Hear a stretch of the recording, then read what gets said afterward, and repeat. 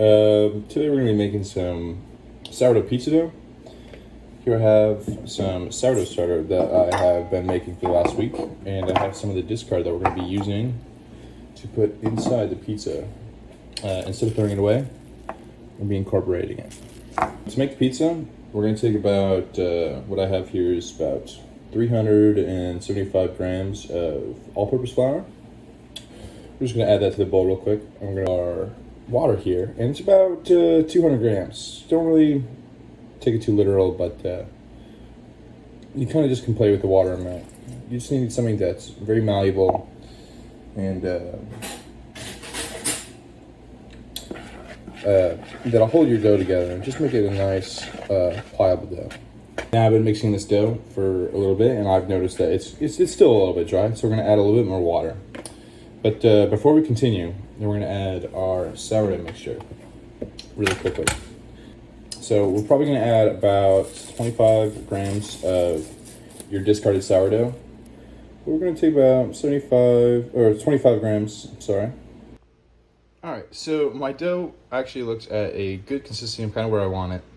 And now we're going to add our salt. So we're going to take it right back to the scale.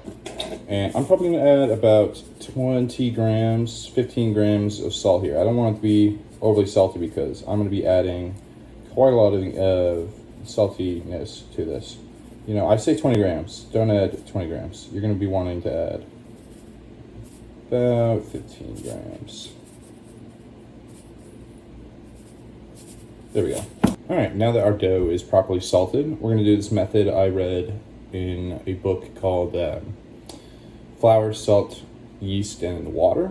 Basically, you're going to take your hand, you're just going to coat it in some water, and you're going to get in there, and you're just going to pinch the dough. Kind of squeeze it between your fingers. And that'll be an adequate way to mix all of your salts and everything with it. And you're not going to overhydrate the dough with this.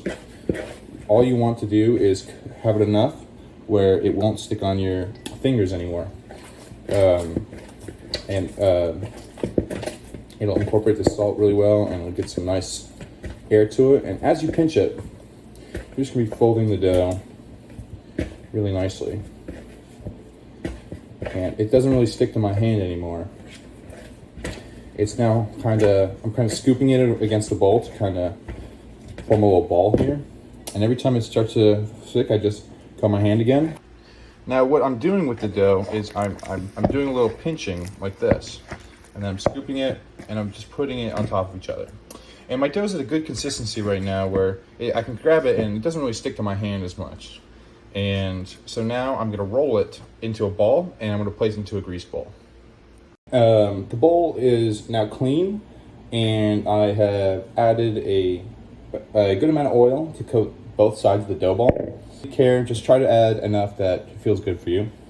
So I'm gonna go here, and I'm gonna get my finished dough ball. Right, and now it doesn't stick to my hands. Kind of toss it back, and I'm just gonna fold it a couple more times in the air, something to incorporate some air into it, so when it rests, it'll really just relax and proof very well. All right, and so now it's kind of a ball-like shape, and I'm just gonna place it in the bowl. I'm gonna twist it a little bit, and then I'm just gonna flip it. This is what your product should be looking like. It should just be lightly greased on the top, and the bowl should be nice and greased, so when it expands, it won't stick to the surface. We're gonna let this sit here for about 2 to 3 hours, or until it's proofed enough, and we'll come back to it then. Make sure it's in a warm environment that it will stimulate the yeast growth, and we'll see you in a second. We're back, and our dough is nicely risen compared to before. All right, so here I have a cast iron pan. We are gonna be using this to make our pizza dough. You can have a pizza stone, that works just as fine. However, this is just be easier for me to use and to make the pizza overall. We have our ovens preheating at a 450 degrees right now, and once we have this thing well oiled, we're gonna put it in there to preheat. All right, I have thoroughly greased the pan, and we're just gonna have it sitting here for about 10 minutes, just for it to get hot enough for the bottom won't be take forever to cook.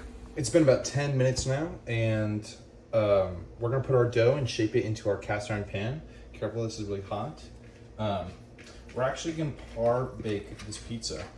Yeah, what that means is we're not gonna put toppings on it until this thing a little bit cooked a little bit. So we're gonna spread it out very nice and even through our cast iron, get a nice round circular shape, and it kind of fits in.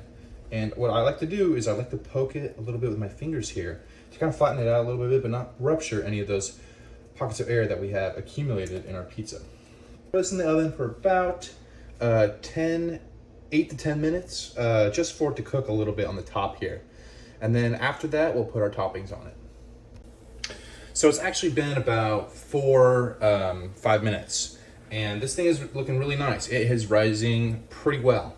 So it's now par baked, and I'm gonna apply my ingredients. I'm gonna take some regular tomato sauce. This is just picked up at like a supermarket or whatever you really want, and we're gonna get this nice and coated.